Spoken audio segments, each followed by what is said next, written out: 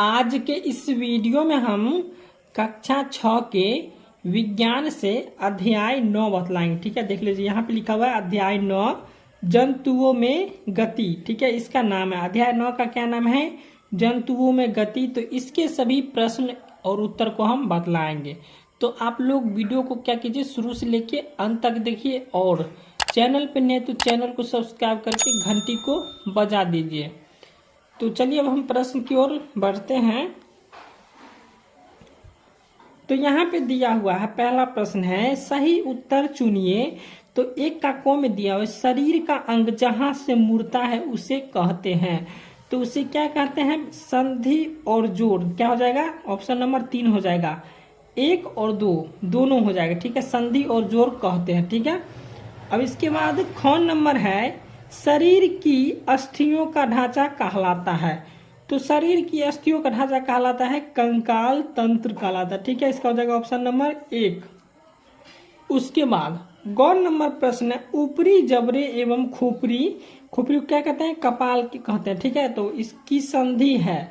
ठीक है, हो जाएगा अचल संधि। उसके बाद घ में है निम्न में किस जीव की अस्थियां खोखली किंतु मजबूत होती है? तो ये हो जाएगा पक्षी का। ठीक है, ऑप्शन नंबर 2 हो जाएगा। उसके बाद अंगों में है निम्न में से कौन सी जीव मिट्टी खाती है? तो मिट्टी कौन सा जीव खाती है? केचुआ खाती है। ठीक है, तो यहाँ पर हो जाएगा ऑप्शन नंबर 3 हो जाएगा केचुआ।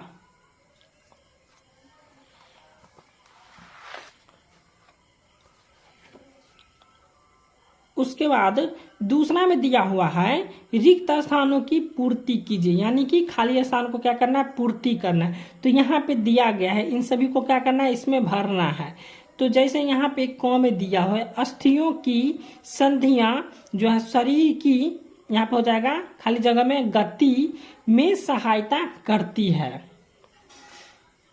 उसके बाद ख में है अस्थियां एवं उपासित संयुक्त रूप से शरीर का, जैसे यहाँ पे हो जाएगा खाली जगह में आ जाएगा कंकाल तंत्र बनाती है। ठीक है,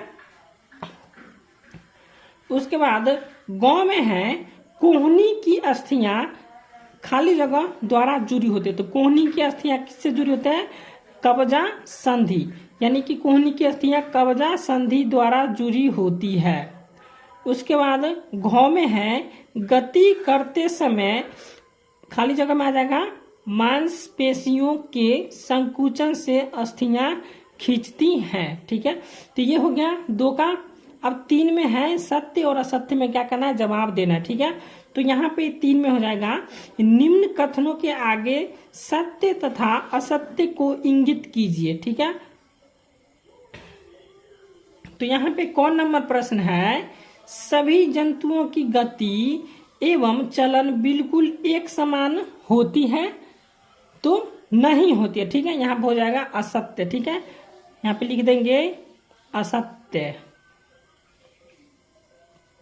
उसके बाद ख में है उपासित अस्थियां की अपेक्षा कठोर होती है। तो यह हो जाएगा असत्य। उसके बाद गौ में है अंगुलियों की अस्थियां में संधि नहीं होती है। तो ये भी हो जाएगा असत्य। उसके बाद घ में है अग्रभुजा में 2 अस्थियां होती है। तो यह हो जाएगा सत्य। उसके बाद अंगों में है तिलचट्टों में बाह्य कंकाल पाया जाता है। तो यह हो जाएगा सत्य। ठीक है, अब चलिए हम प्रश्न संख्या 4 को बतला देते हैं। तो 4 नंबर प्रश्न है कॉलम 1 में दिए गए शब्दों का संबंध कॉलम 2 के एक अथवा अधिक कथन से जोड़िए। तो चलिए इसको हम जोड़ लेते हैं। यहाँ पे जैसे दिया कॉलम 1 और ये हो गया कॉलम 2, इसको क्या करना है? मिलान करना है। तो यहाँ पे दिया ऊपरी जबड़ा, तो ऊपरी जबड़ा हो जाएगा, ऊपरी जबड़ा का हो जाएगा एक अचल संधि है। उसके बाद मछली, तो मछली का हो जाएगा शरीर पर पक्ष होते हैं और इसका फिर हो जाएगा शरीर, मछली का शरीर धारा रेखीय होता है।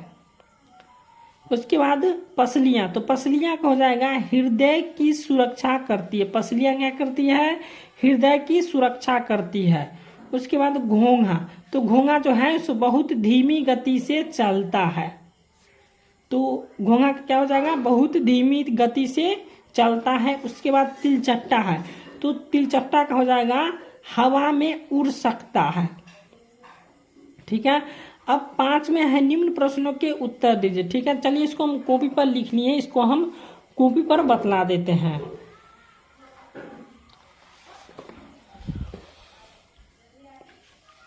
तो यहाँ पे 5वां प्रश्न है। ठीक है, 5वां प्रश्न दिया हुआ है, निम्न प्रश्नों के उत्तर दीजिए।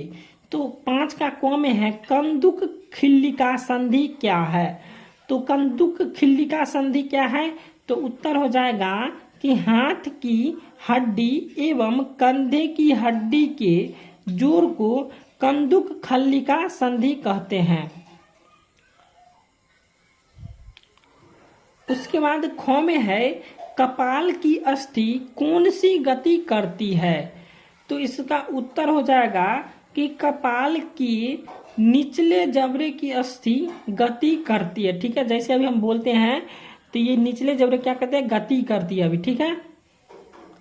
उसके बाद गौ में है हमारी कोहनी पीछे की ओर क्यों नहीं मुड़ सकते? ठीक है, जब भी पीछे की ओर मुड़ेगा तो यह टूट जाएगा। ठीक है, तो इसका उत्तर हो जाएगा कि हमारी कोहनी पीछे की ओर इसलिए नहीं मुड़ सकती है क्योंकि हमारी कोहनी की संधि कब्जा संधि के द्वारा जुड़ी हुई है। जैसे दरवाजे में लगे कब्जा के कारण दरवाजा एक ही ओर खुलता है, इसी प्रकार हमारी कोहनी सिर्फ ऊपर यानी ऊपर की ओर उठ सकती है या मुड़ सकती है। ठीक है।